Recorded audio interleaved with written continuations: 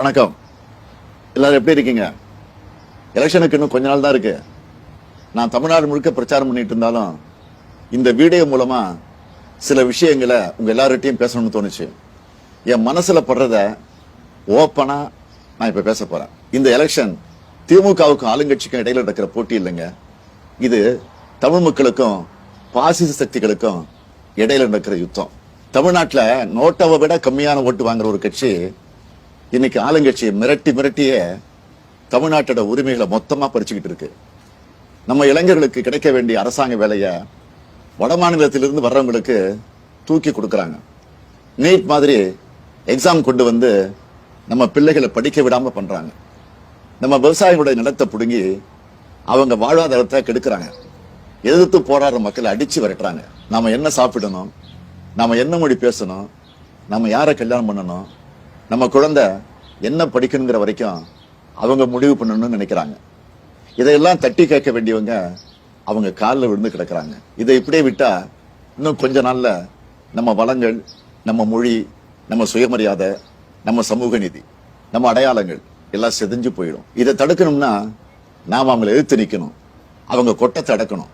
அதுக்கு உங்களுடைய ஓட்டு தான் உங்க ஆயுதம். திமுக ஆட்சிக்கு வந்தா நம்ம தமிழர்களோட பறிக்கப்பட்ட உரிமைகள் எல்லாமே மீட்கப்படும். மாநில உரிமைகள் முழுமையா பாதுகாக்கப்படும். சட்டம் ஒழுங்கு என்னுடைய நேரடி கண்காணிப்பில் இருக்கும். தப்பு செய்யறவங்க யாரா இருந்தாலும், மறுபடியும் சொல்றேன், யாரா இருந்தாலும் பாரபட்சம் இல்லாம நடவடிக்கை எடுப்பேன். பெண்களுக்கு எதிரான குற்றங்கள் இரும்பு கரம் கொண்டு தடுக்கப்படும். திமுக இந்து மதத்துக்கு எதிரானதுன்னு எதிரணியினர் ஒரு பொய்யான குற்றச்சாட்டை பரப்புறாங்க.